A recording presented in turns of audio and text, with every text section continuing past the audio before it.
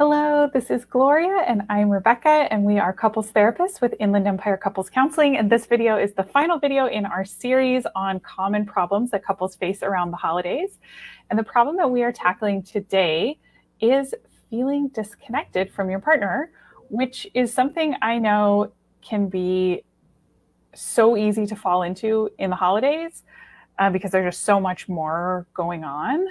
And also sometimes it's something that we can struggle with because we might have this expectation that this is such a special time of year, or this is the time that I want to feel extra connected to my partner. And so then it's hard when I feel disconnected from my partner.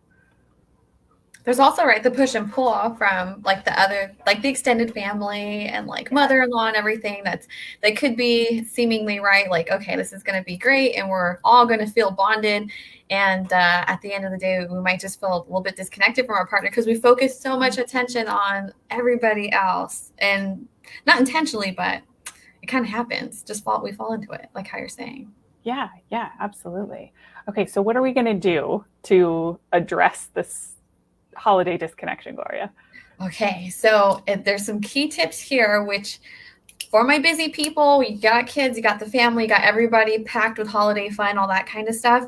We might just have very small slivers of time throughout the day between work, between like our lunch and going back to work and the kids and what have you, making phone calls.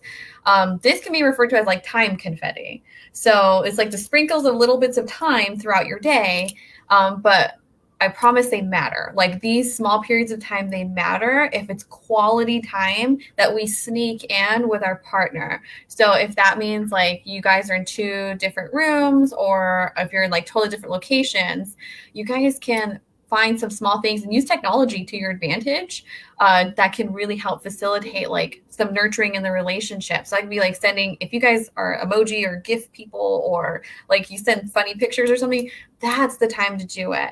Sometimes we just get caught up into work or whatever that we're doing, and we just kind of forget because we're putting the phone down and we're just kind of doing whatever we need to do. This is my typing. I'm not clawing, it's my typing. So just typing it out, getting stuff done, but taking the pause and the time confetti and just sending our partner something. It could be a quote, it could be an emoji, it could be a funny picture, it could be a selfie of you.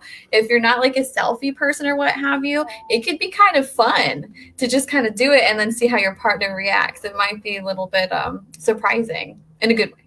Yes. And I'm thinking about even those little moments that's like, we're rushed, we're crazy, maybe we're arriving or even coming from separate places and arriving at the holiday party, and like taking advantage of this time confetti could be, instead of rushing right in, maybe you stop and spend just 60 seconds in a hug, in a long kiss, in just this connection with each other before you walk in to the party. Or if you have something, with the kids where I have to show up to the thing to get them before you leave, same thing. Like, can you take 30 seconds, 60 seconds where you have this little moment of connection that lets you have like this little breath of fresh air in all of the craziness. Mm-hmm.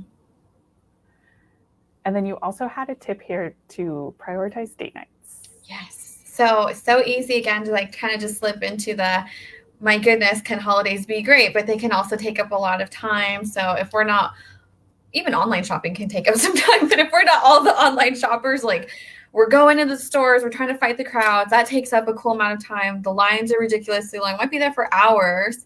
And then we're all the time that we're expecting to go home and be home at, or that time that we're supposed to be home at, we end up missing it because the intention is good. Get the holiday shopping done. We're getting our partner like their bestest gift that we could think that would like light them up on Christmas or whatever the holiday is. And unfortunately, like we kind of miss those moments again.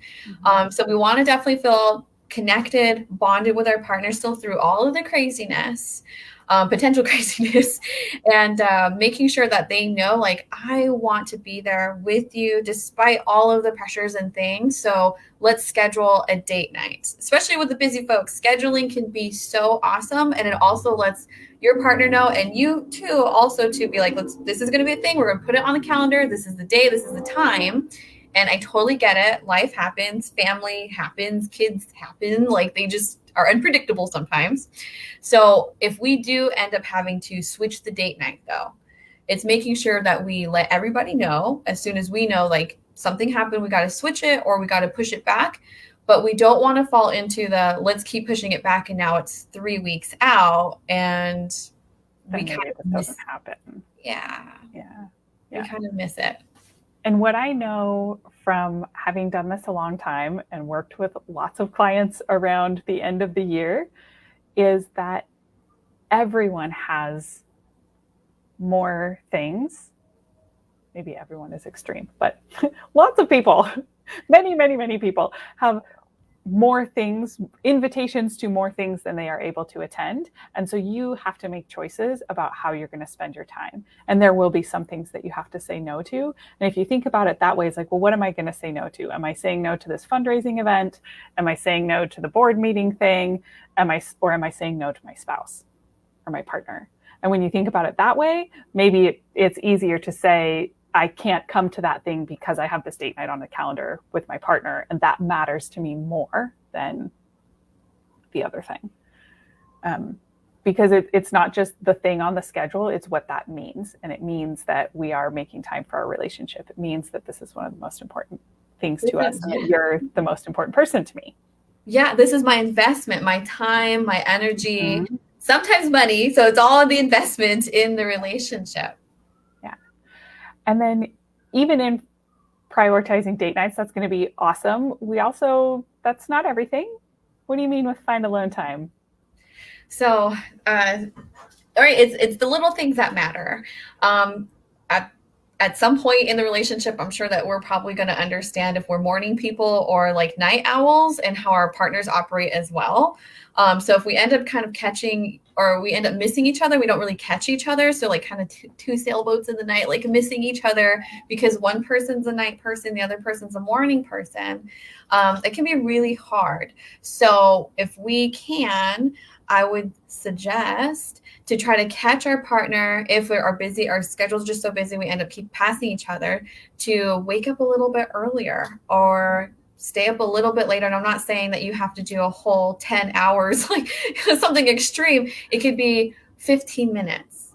It could be 20 minutes of waking up a little bit earlier, spending some coffee time together, or even some nighttime cuddles, whatever that may look like, or just sitting on the couch, the kids are asleep or other people are asleep, whoever's in the home or what have you. And it's just you two just checking in or decompressing or cuddling. You don't even have to say a whole bunch. It's just that bonding moment that really adds up at the end of the day or the beginning of the day. So when we do have the holiday pressure, and we do feel pushed and pulled and all these things that are going on, that we know and we feel supported by our partner, that they did spend that time with us, that they do care about us. Right. And that can make such a difference in dealing with whatever additional stresses that you have or additional pressures or expectations that not just in a cognitive sense, but really from like a felt sense. I know that I'm not alone in this. I know that I have my partner because we've been taking advantage of these little times that we have to connect when we can. Yeah. Any last thoughts on managing disconnection? That's what I have so far. Awesome. Just use technology. Technology is our friend too. I think that some of the tips that we discussed in the video on when you can't be together for the holiday could give some different ideas too. And if you can find that by heading over to our website at iecouplescounseling.com. We've got the whole series up there, in addition to a bunch of other blog posts to help people out with different relationship tips. And if you think that you'd like to work with one of our therapists, you can find all the information about working with us in our office in Riverside or online for couples counseling in California at iecouplescounseling.com.